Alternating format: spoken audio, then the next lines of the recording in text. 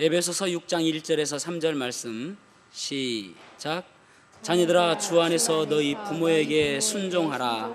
이것이 옳으니라. 내 아버지와 어머니를 공경하라. 이것은 약속이 있는 첫 계명이니 이로써 내가 잘되고 땅에서 장수하리라. 아멘. 착석하시겠습니다. 어느 한 꼬마가 머리숱이 없는 아버지를 보면서 엄마에게 물어봤습니다. 엄마, 왜 아빠 머리가 저렇게 없어?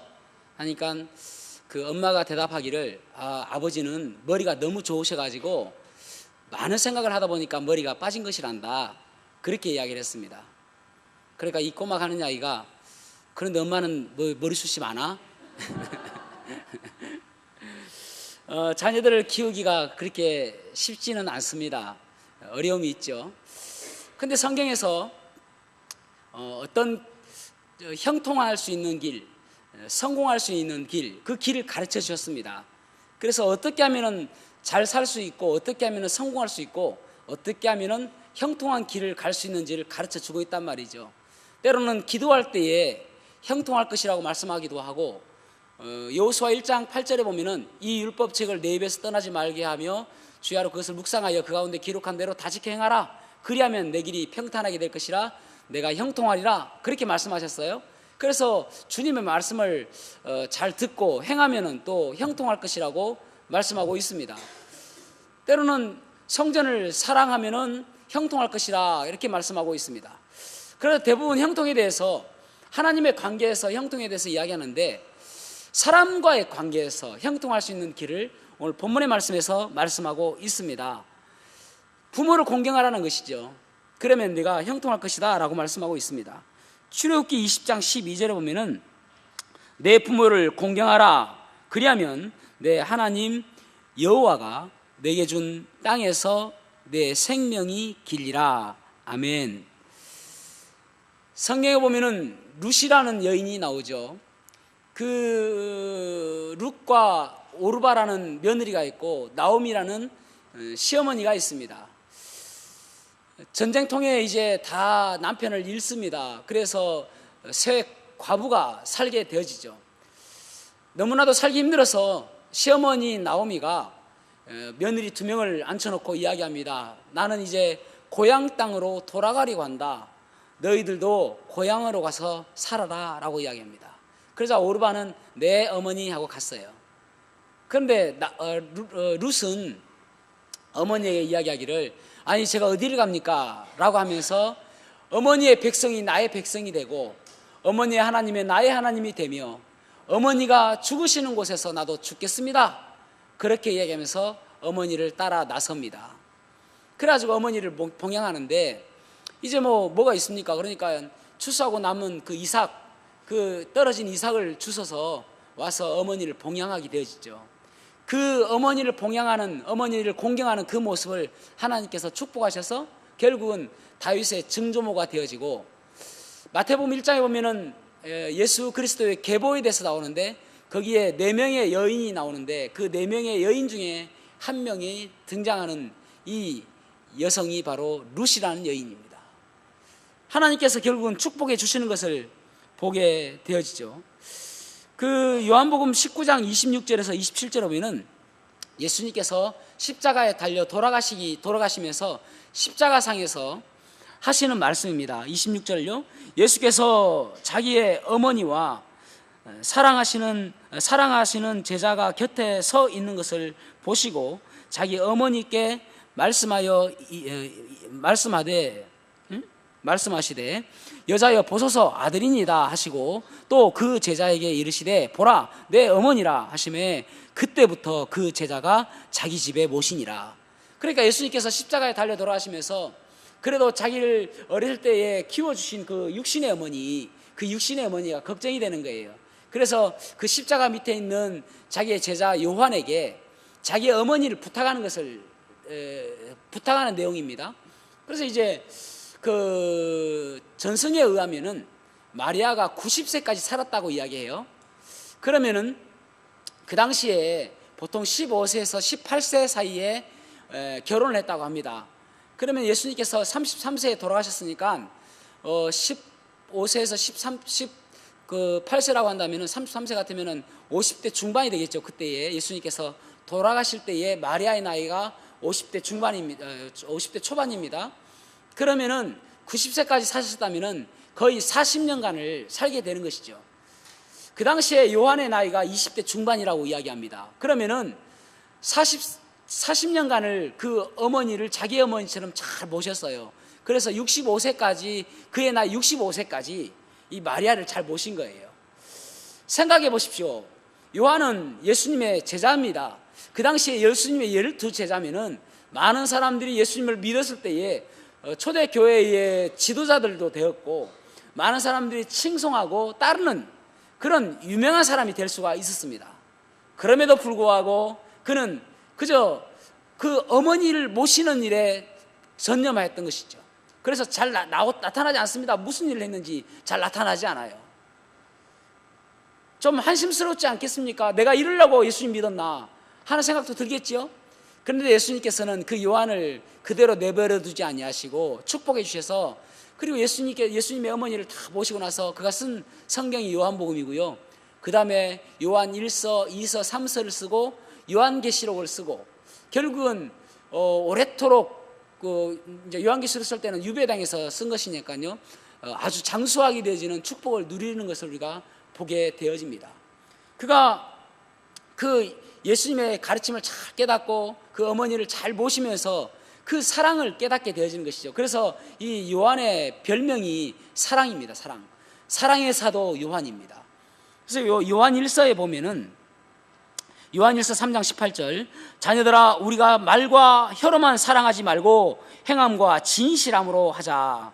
요한 1서 4장 20절, 누구든지 하나님을 사랑하노라 하고 그 형제를 미워하면 이는 거짓말하는 자니 보는 바 그 형제를 사랑하지 아니하는 자는 보지 못하는 바 하나님을 사랑할 수 없느니라. 아멘.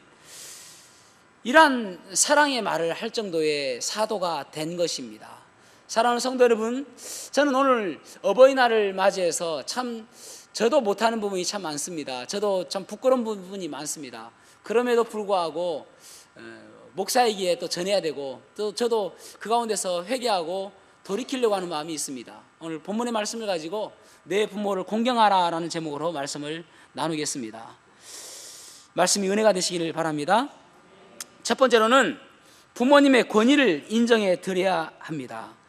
에베소서 1장 1절에서 2절에 보면은, 자녀들아 주 안에서 너희 부모에게 순종하라. 이것이 옳으니라. 내 아버지와 어머니를 공경하라. 이것은 약속이 있는 첫 계명이니. 아멘. 어느 맞벌이 부부가 이제 맞벌이를 하다 보니까 아이를 키울 수가 없어서 어린아이를 시골에 있는 자기의 그 시어머니에게 맡겼어요. 아이의 할머니죠. 그래가지고 이제 시간이 되어서 내려와 보니까 아이가 이제 말을 조금씩 하는 거예요. 그래가지고 그림책을 딱 펴면서 토끼를 가리키면서 이거 뭐야? 하니까 토깽이. 그래서 또 염소가 있어서 이거 뭐야? 하니까 염새이. 야, 너 말 희한하게 배웠다. 너 누구한테 배웠을까? 할마이. 뭔가 다르죠. 예. 참 그 옛날에는 아이들 이유식 할 때에 엄마가 이제 입에 씹어가지고 넣어줬잖아요. 그래서 잘 먹고 잘 살았어요, 그죠? 예. 뭐 젊은 사람들 보면 기겁하죠. 위생상 안 좋다고. 또 아이들 열나면은 옛날에는 춥다니까 더 두꺼운 옷 입히고 막 이불 덮어주고 그러지 않습니까? 요즘에는 열나면은 옷 벗겨가지고 물수건에 닦아주잖아요. 다른 것입니다. 참 요즘의 시대를 개인주의라고 이야기하지 않습니까? 그래서 가족 간의 관계에서도 참 개인주의가 좀 앞서면서 가족 간의 관계에서도 참 어려운 부분들이 많이 있는 것 같습니다. 또 평등주의라고 이야기하죠. 그래서 이 수평적인 선의라고 다 생각하고 수직적인 그런 권위들이 많이 사라졌습니다. 그래서 윗선에 대한 권위가 많이 줄어드는 시대에 살고 있죠. 또 실리주의라고 이야기합니다. 우리에게 뭔가 이익이 되어져야 행동하는 그것을 실리주의라고 이야기하지 않습니까? 그런데 여러분, 시대가 많이 바뀌고 아무리 세상이 바뀐다 할지라도 우리가 기억해야 될, 변하지 않아야 될 것이 무엇인가 하면은 성경에서 말하는 도리인 것입니다. 그 도리가 무엇이냐면은 하나님께서 우리에게 말씀하시는 이 계명인 것입니다. 하나님께서 사람에게 친히 쓰신 계명이 십계명입니다. 돌판에 친히 새겨 주셨죠.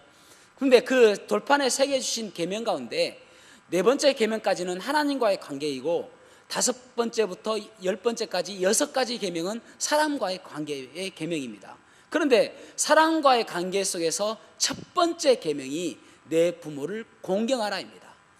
십계명의 다섯 번째가 그래서 내 부모를 공경하라이죠. 그래서 오늘 이 6장 2절을 보면은 이게 이제 그 세 번역에서는 이렇게 번역해요. 내 부모를 공경하라. 내 부모를 공경하라고 하신 계명은, 이것은 십계명이란 말이에요. 십계명은 약속에 딸려 있는 첫째 계명입니다. 이렇게 말씀하고 있습니다. 그러니까 이 십계명 가운데 첫 번째 계명이 내 부모를 공경하라, 이런 계명이기 때문에 무척이나 중요하다라는 그런 말씀을 하고 있는 것입니다. 왜 중요합니까? 하나님께서 하시는 말씀은 이 부모의 권위가 있다는 것입니다. 하나님께서 세워주신 권위가 이 부모에게 있기 때문에 부모를 잘 공경하고 잘 섬겨야 한다, 그런 말입니다. 부모는 육체적으로 정서적으로 우리를 잘 이때까지 보살펴줬던 그늘과 같은 그런 분들입니다. 여러분, 신생아들 이제 태어나지 않습니까? 그러면은 간혹 그 산모에게 안겨줘요. 그러면 산모하고 또 눈을 마주치면서 아, 이거 내 아이구나라는 그런 사랑을 교감하게 되어지지 않습니까? 그런데 신생아를 낳아가지고 산모에게 안겨주지 않냐고 그저 이 분유만 계속 준다면은요, 어떤 위험이 있냐면은 소아 탈진증에 걸릴 위험이 있답니다. 그래서 많은 아이들이 질병에 걸리기도 하고 죽기도 한다는 것이죠. 그래서 이런 질병을 마라스머스 병이라고 하는데, 마라스머스 병이 유래된 것이 뭐냐면은 전쟁 중에 고아들, 부모의 품을 떠난 이 고아들이 질병을 앓는다 해서 마라스머스라고 이야기합니다. 그래서 여러분, 동물들도 새끼를 낳으면은 어떻게 교감하냐면은 손이 없으니까 혀로 핥아주는 거예요. 내 새끼 하면서 혀로 핥아주죠. 그것이 부모와 자녀의 그런 육체적인 교감을 하는 것입니다. 옛날에 영국에서 실제로 전쟁이 났는데 그때 많은 고아들이 생긴 거예요. 그래서 이 고아들을 고아원에 다 이렇게 할 수가 없으니까 이제 원하는 사람들에게 입양을 시켜줬습니다. 그래서 입양을 시켜줘가지고 아이들이 자라게 되어졌죠. 그런데 우리가 생각할 때에 고아원은 정부에서 운영하니까 물자들이 많이 그래도 어느 정도 풍부하게 대주는 부분이고, 전쟁통에 이제 물자가 없으니까 가정은 어렵게 살기 때문에 아이들을 잘 못 먹이는 거예요. 그러면 우리가 생각할 때에 잘 먹이는 고아원이 훨씬 애들이 건강하게 잘 자랄 것이라고 생각하지 않습니까? 그런데 이상하게요, 고아원에서 자란 아이들이 더 병약하고 더 잘 자라지 않는 거예요. 잘 못 먹더라도 입양한 아이들이 더 잘 자라다는 것입니다. 그래서 소아 병원 의사들이 이제 조사를 해본 거예요. 왜 그런 것인지. 가보니까 고아원에서는 아이들을 막 눕혀놨는데 한 명 한 명 이렇게 안고 먹일 수가 없으니까 젖병을 딱 매달아 놨다는 거예요. 그러니까 애들이 배가 고프면 지가 땡겨서 먹는 거예요. 그런데 입양한 가정에서는 아이를 젖을 먹일 때마다 탁 안고 그 살을 다 접촉하면서 그러면서 아이들을 젖을 먹이더라는 것입니다. 거기에서 아이들이 건강하더라는 것이죠. 그만큼 부모님은 우리들에게 건강한 그런 분들입니다. 우리들은 그렇게 다 잘 자랐죠. 그래서 항상 우리들을 보호하시는 그 부모님들, 여기 그 주 안에서 순종하라 그렇게 말씀하고 있죠. 근데 주 안에서 순종하라는 이 말을 다른 말로 번역을 한다면은 죽게 하듯 순종하라예요. 우리는 주님 사랑한다고 많이 이야기하지 않습니까? 나를 구원하여 주셨기 때문에 주님 사랑한다고 이야기하는데, 그래서 주님께 열심히 잘한다고 하면서도 부모한테는 그렇게 하지 못하잖아요. 그런데 주 안에서라는 말이 다른 의미를 이야기한다면은 죽게 하듯 부모에게도 그렇게 순종하라는 것이죠. 용돈을 많이 드리고 돈을 많이 준 것이 문제가 아니라 불순종하지 말라는 말이에요. 죽게 순종하듯 공경하라, 그런 말임을 기억하셔야 한다는 말입니다. 그래서 우리가 부모님들에게 잘 공경하는 모습이 있어야 될 줄로 믿습니다. 두 번째로는 사랑을 표현할 줄 알아야 한다라는 것이죠. 이사야 49장 15절 말씀을 읽어보겠습니다. 이사야 49장 15절 시작. 여인이 어찌 그 젖먹는 자식을 잊겠으며 자기 태에서 난 아들을 긍휼히 여기지 않겠느냐. 그들은 혹시 잊을지라도 나는 너를 잊지 아니할 것이라. 아멘. 여인이 젖먹는 아이를 잊지 못할 것이다. 어머니의 사랑은 얼마나 큰지를 잘 표현하고 있는 것이죠. 마태복음 15장에 보면은 수로보니게 여인이 나옵니다. 그 수로보니게 여인이 예수님께서 지나가시는 걸 보면서 큰 소리로 외쳐서 이야기하기를 다윗의 자손 예수여 나를 불쌍히 여기소서 내 딸이 흉악히 귀신 들렸습니다 라고 이야기합니다. 사람들이 시끄럽다라고 제지해도 여전히 큰 소리로 나를 불쌍히 여기소서라고 이야기합니다. 그러자 예수님께서 그의 믿음을 시험하기 위해서 뭐라고 이야기하시냐면은 자녀들의 떡을 취하여 개들에게 주는 것이 마땅치 않다라고 이야기합니다. 자녀들에게 줘야 될 떡, 나는 자녀들을 이 유대인들에게 왔는데 너는 이방인 아니냐, 개처럼 우리 유대인들이 생각하는 개처럼 생각하는 이방인인데 내가 너한테 온 것이 아니다라고 이야기합니다. 그러자 이 여인이 뭐라고 이야기하냐면은 맞습니다. 그러나 그 주인의 상에서 떨어지는 부스러기를 개들도 먹지 않습니까? 그거라도 주십시오 제발. 그때에 주님께서 이 여인의 믿음이 크도다라고 이야기하시며 그 딸을 고쳐주십니다. 여러분 여기에서 주님의 그 여인을 향한 그 사랑도 볼 수 있겠지만은 이 여인이 이 자녀를 향한 사랑, 수치심 다 버리고요 오직 자기 자녀를 고치려고 하는 그 마음, 그것만 있잖아요. 그런데 우리 부모들의 마음이 다 그렇지 않습니까? 우리 부모들은 다 그렇잖아요. 우리 아이들을 어떻게 하면 잘 되게 할까, 어떻게 하면 잘 키울까, 그것이 우리의 항상 숙제 아닙니까? 그 마음을 자녀들이 알아야 된다는 것이죠. 어머니의 마음이라는 그 동화가 있는데요, 어떤 내용이냐면은 이런 내용이 있습니다. 그 한 집에 노모와 그리고 남편과 아내 세 사람이 살았습니다. 참 행복하게 잘 살다가 어느 순간인가 이 아내가 볼 때에 남편이 자꾸 자기보다도 엄마를 더 사랑하는 것처럼 보여져서 질투가 생기는 거예요. 그래서 아내가 남편을 부릅니다. 오빠. 이 오빠 하면은 조심해야 돼요. 남자는 오빠 조심해야 됩니다. 저는 그래서 이메일에 오빠 하면 다 지웁니다. 저한테 오빠 할 사람 없거든요. 네. 오빠 지금 뭐해? 그럼 지워요. 기도해. 이럴 수 없잖아요. 그죠? 그리고 이제 여자들은 뭘 조심해야 되냐면은 오빠 믿지? 이거 조심해야 돼요. 믿을 거 못 됩니다. 다 도둑놈들이에요. 오빠 믿지? 못 믿어? 이래야 됩니다. 하여튼 오빠 이러면은 조심해야 돼요. 오빠 이러면서 뭐라 하냐면은 나를 사랑해, 엄마를 더 사랑해 하는 거예요. 아이고 그거야 당신을 더 사랑하지 하니까 그러면은 엄마 버리고 와. 그러면 엄마 버리고 와. 내가 그러면 당신이 나 사랑하는 걸 알게 내가 믿어줄 테니까. 그래가지고요 이 남자가 무엇에 홀렸는지 엄마를 얻고 저기 산꼭대기 탑에 갔다 어머니를 버리고 옵니다. 그래 왔는데 아들의 마음이 편합니까? 날마다 엄마가 잘 계시는지, 엄마가 식사는 잘 하시는지 이게 걱정이 되는 거예요. 그러니까 아내가 또 오빠 하면서 불러요. 그래서 대답 안 해야 됩니다. 근데 대답을 했어요. 왜? 하니까 왜 엄마 걱정을 그렇게 많이 하냐고, 가서 엄마 심장 꺼내와. 근데 뭐가 홀렸는지 가서 엄마를 칼로 찔러가지고 심장을 꺼내오는 거예요. 심장을 꺼내가지고 막 달려옵니다. 그래서 돌부리에 딱 넘어졌어요. 그랬는데 그 심장에서 하는 소리가 아들아 괜찮냐? 그 심장에서 소리가 들리는 거예요. 그게 부모의 마음 아닙니까? 그 어떠한 상황 속에서도 아들을 걱정하는 마음. 양주동이라는 시인이 이러한 노래를 했잖아요. 나 실죄 괴로움 다 잊으시고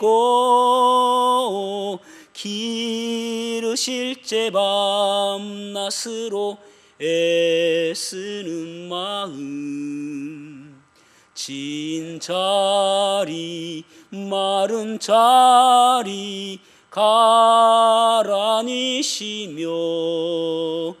손발이 다 닳도록 고생하시네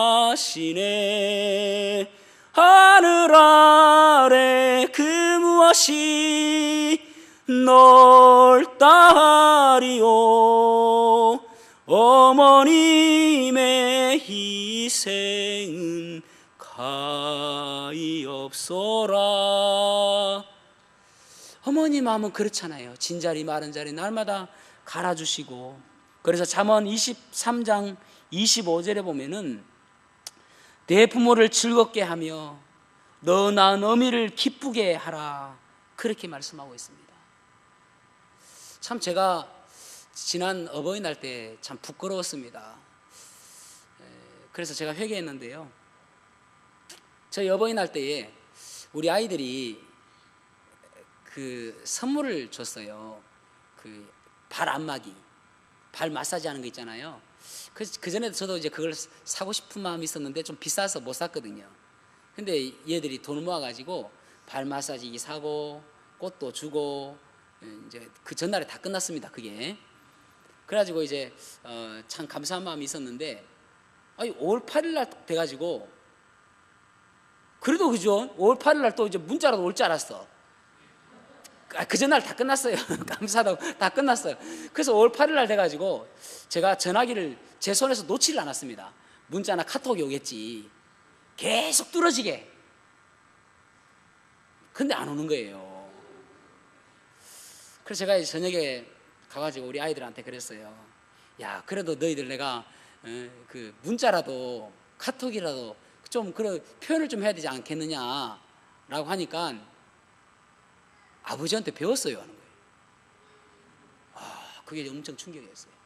제가 잘 표현하지 못하거든요. 그래서 제가 그렇구나, 내가 잘못했구나 그런 생각이 들었습니다. 아이들이 본단 말이죠, 배운단 말이죠. 그래서 내가 잘못했다 생각이 들었습니다. 아이들을 탓할 게 아니라 내가 그렇게 하지 말아야 되겠구나 그런 생각을 들었습니다. 참 그래서 부끄러운 모습이에요. 얼마 전에요, 그 햄슬리라는 여인이 갑부가 있었는데 부동산 갑부예요. 이 갑부가 자기의 애완견에게 1,200만 달러를 유산으로 남겼습니다. 예, 뭐 여러분들은 놀라지 않아도 돼요. 얼마 안 되거든요. 한 120억 됩니다. 우리나라 돈으로 1,200만 달러를 유산으로 남겼습니다. 자기 개한테. 그 다음에 자기의 유족들이, 뭐 남편도 이미 죽었고요. 원래 그 여자가 모델인데 자기의 남편이 엄청 부자였어요. 그래서 남편한테 받은 돈이 그렇게 많았거든요. 그래서 자기의 남동생하고 자기의 손자 4명이 있습니다. 그래서 자기의 남동생에게 1,000만 달러, 1,000만 불을 유산으로 남겼어요. 1,000만 불이면 우리나라 돈은 100억 정도. 그런데 단서가 있습니다. 애완견이 트러블이라는 애완견인데 이 애완견이 죽을 때까지 잘 키우는 거예요. 그렇지 않으면 다 몰수하겠다는 겁니다. 그래서 100억을 남기고, 그 다음에 이제 그 손자가 4명 있다고 그러지 않습니까? 4명 중에 2명한테 500만 달러, 그러니까 50억 정도, 2명한테 50억을 남겼어요. 그런데 2명한테는 남기지 않았습니다. 그러면서 뭐라고 이야기했냐면은 저그들도 왜인 줄 알 끼다. 왜 유산이 없는 줄 알 거다 이 말이에요. 4명인데 2명은 남기고 2명은 안 남겼어요. 그래서 제가 생각해 봤습니다. 그걸 보면서 제일 많이 받은 게 이제 강아지인데 왜 제일 많이 줬을까? 그래서 이제 제가 볼 때에는 자기에게 가장 어디 나갔다 딱 집에 오면은 강아지가 제일 먼저 뛰어나와가지고 으르렁 하는 게 아니라 얼마나 반갑게 맞이하겠습니까? 그러니까 자기를 제일 반갑게 맞이해준 그 애완견에게 가장 많은 돈을 주는 거 아닌가. 저도요, 딱 나갔다 집에 들어가면요, 우리 강아지 있지 않습니까? 막 와가지고 할렐루야 하면서 두 발 들어요. 그래 어떤 아멘 아멘 아멘 하고 막 아멘 하고 막 그러거든요. 아니 할렐루야 해요. 아이들 키우는 집 가보면은 오늘 아버지 했다고 아빠 했다고 그러지 않습니까? 왜 할렐루야 한다니까요. 그러면 얼마나 이쁜지 몰라요. 그러면은 쓰다듬어주고 아이고 잘 지냈냐고 그러면은 또 막 지금 막 애교를 부리고 막 저만 쫄쫄 따라하면서 아멘 아멘 아멘 따라온다니까요. 얼마나 이뻐요. 그래서 저도 제가 죽을 때 우리 강아지한테 10,000원을 유산으로 남기려고 예, 생각하고 있습니다. 큰 돈입니다, 10,000원. 닭다리 닭가슴살 간식도 살 수 있고요. 지는. 그래서 제가 생각할 때 그게요, 여러분. 중요한 게 뭐냐면은 표현하는 거. 하나님께서 우리에게 언어를 주신 이유가 무엇입니까? 말하는 것이죠. 하나님께서 우리에게 감정을 주신 게 무엇입니까? 표현하는 것이죠. 그래서 그 사랑을 표현하고 감사를 표현할 때에 우리가 하나님을 찬양한다고 하지 않습니까? 하나님을 사랑한다고 고백하지 않습니까? 그러면 하나님께서 기뻐하신다고 말씀하고 있죠. 그래서 시편 150편에 보면은 호흡이 있는 자마다 여호와를 찬양하라고 이야기하고 있잖아요. 말하지 않아도 내가 안다라고 이야기한 적이 한 번도 없어요. 네 마음 내가 다 안다라고 이야기한 적이 없단 말이죠. 표현하라는 것이죠. 그렇다면 우리 부모에게도 표현하라는 거예요. 그래야 부모의 마음이 즐겁다는 것입니다. 사랑하는 성도 여러분, 표현할 줄 아시기를 바랍니다. 그래서 강아지에게 가는 유산을 다 받으시기 바랍니다.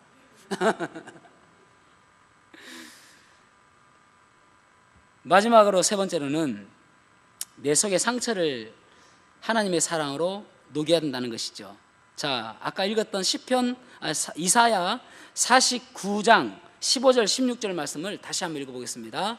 이사야 49장 15절 16절 시작. 여인이 어찌 그 젖먹는 자식을 잊겠으며 자기 태에서 난 아들을 긍휼히 여기지 않겠느냐. 그들은 혹시 잊을지라도 나는 너를 잊지 아니할 것이라. 아멘. 여기 중요한 단어가 뭐냐면은 혹시 잊을지라도. 어머니가 자식을 어떻게 잊겠느냐. 혹시 잊을지라도. 이 말은 잊는 사람도 있다는 것입니다. 모두가 우리가 좋은 환경 속에서 좋은 가정 속에서 좋은 부모님 모시고 있으면 얼마나 좋습니까? 그런데 혹시 그렇지 않은 사람들도 있을 수 있다는 거예요. 그것이 우리에게 마음에 담고 있는 것이 무엇이냐면은 상처라는 것입니다. 그런데 참 희한하게도요, 이 상처가 치유가 되지 않으니까 시어머니에게 혹독한 그 며느리, 시집을 살았던 며느리가 그보다 더 혹독한 시어머니가 된다는 거 아닙니까? 폭력적인 그 아버지 밑에서 자랐던 아이가 그보다 더 폭력적인 아버지가 된다는 거 아닙니까? 그래서 문제 아이는 없고 문제 가정만 있다라고 이야기를 한단 말이죠. 여러분, 우리에게도 이런 상처가 있을 수도 있다는 것입니다. 그렇다면 이 상처를 어떻게 할 것인가예요. 상처가 있다 할지라도 어떻게 할 것인가. 여러분, 큰 그릇은 작은 그릇에 담을 수가 없습니다. 더 큰 그릇이면 담을 수가 있는 것이죠. 그래서 이 상처가 있다는 것은 이 상처보다 더 큰 것이 있으면 되는 것이죠. 그것이 하나님의 은혜인 것입니다. 에베소서 3장 18절에서 19절에 보면은 능히 모든 성도와 함께 지식에 넘치는 그리스도의 사랑을 알고 그 너비와 길이와 높이와 깊이가 어떠함을 깨달아 하나님의 모든 충만하신 것으로 너희에게 충만하게 하시기를 구하노라. 아멘. 하나님의 사랑이 충만하게 내가 넘치도록 해서 그 충만함으로 인해서 모든 것들을 다 흘러 넘치도록 다 채우도록 해라, 그런 말이에요. 하나님께서 얼마나 사랑이 많으신 분이십니까? 요한복음 3장 16절에 하나님이 세상을 이처럼 사랑하사 독생자를 주셨으니 이는 저를 믿는 자마다 멸망치 않고 영생을 얻게 하려 하심이니라.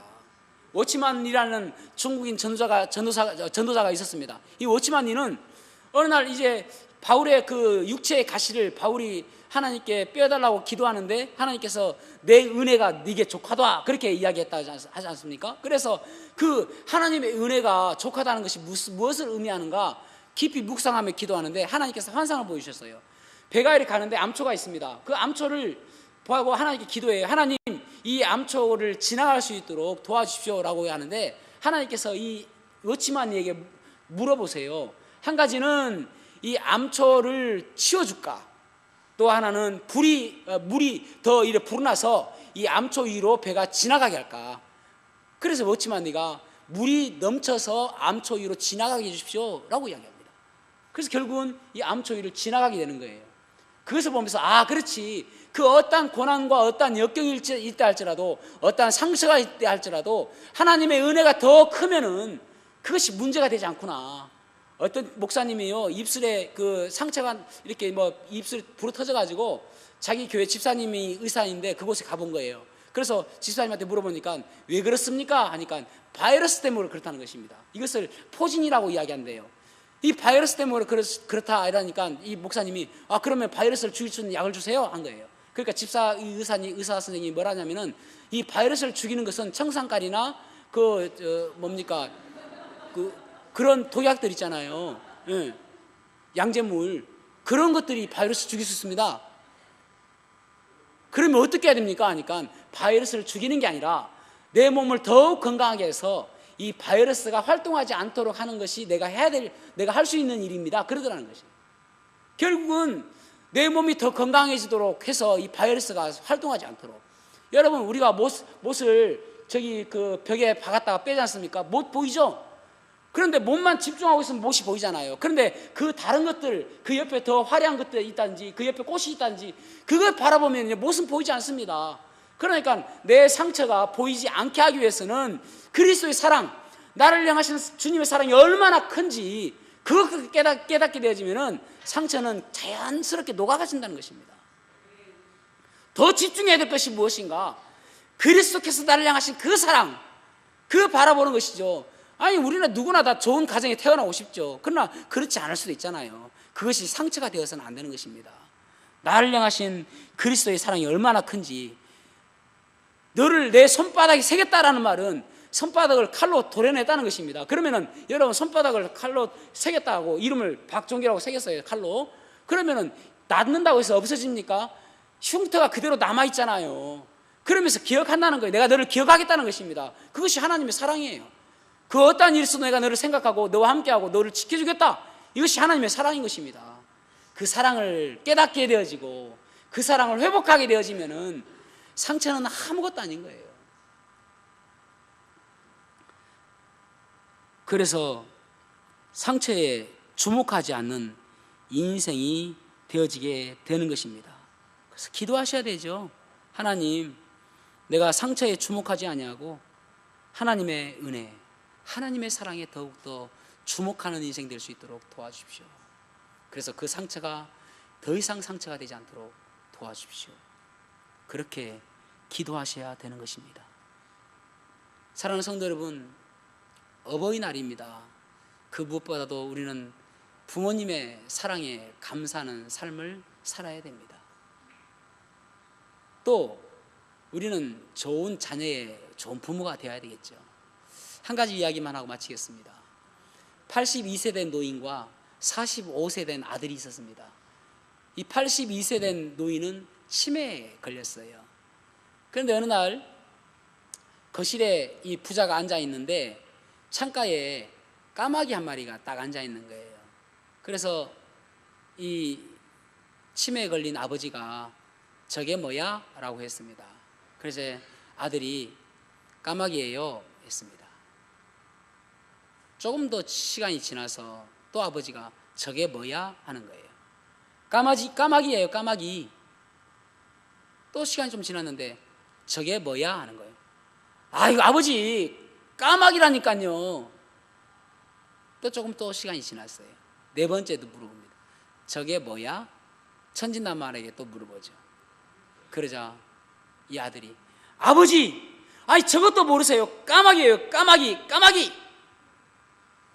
그러자 이 아버지가 방에 가서 일기를 하나 가져오는 거예요. 그러면서 보여주는 거예요.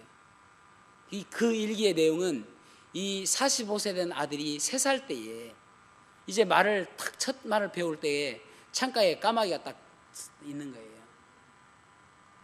저게 뭐야? 하는 거예요. 아버지가 까마귀야. 또 조금 있다가 아들이 또 물어봐요. 저게 뭐야?